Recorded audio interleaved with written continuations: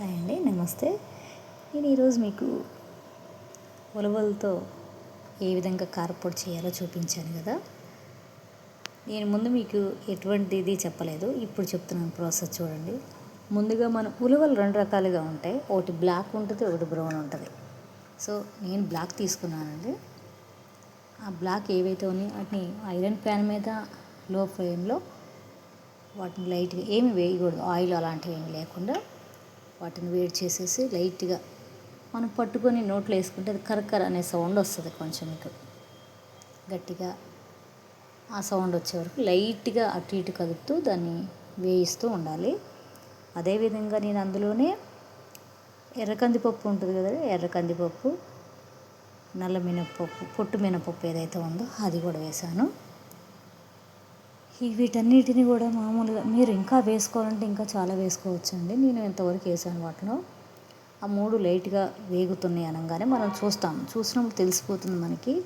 ఆ టైంలో నేను ఆల్రెడీ ముందు రోజే కడిగి పెట్టుకున్నటువంటి కరివేపాకు ఏదైతే ఉందో దాన్ని డ్రై చేశాను. ఆ డ్రై చేసిన దాన్ని దాంట్లో వేసుకున్నాను.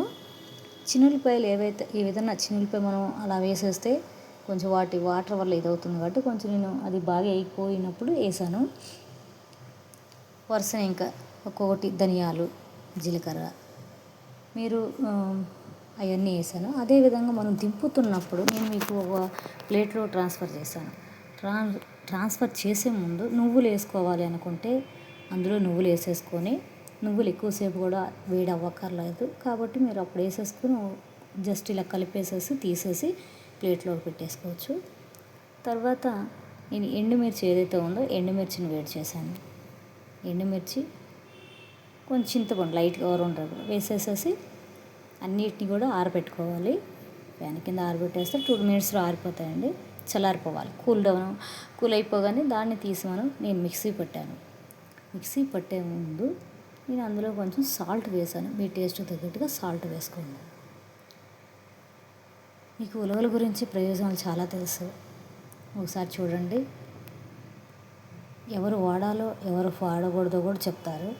సో ఇవి కామన్గా అతిగా ఏది వాడకూడదు. సో ఇది మీకు చాలా యూస్ఫుల్ అవుతుంది. కారపొడి ఇడ్లీలో, దోశల్లో ఇదే కారపొడి చాలా వాటిలో యూస్ చేయొచ్చండి. దాన్ని మీకు త్వరలో నేను ఇంకో వీడియోలో చూపిస్తాను. ఇందులో మీరు కావాలంటే పెసరపప్పు కూడా యాడ్ చేసుకోవచ్చు. మీరు ఒకసారి ట్రై చేసి ఏ విధంగా వచ్చిందో నాకు చెప్పండి. థ్యాంక్ యూ అండి.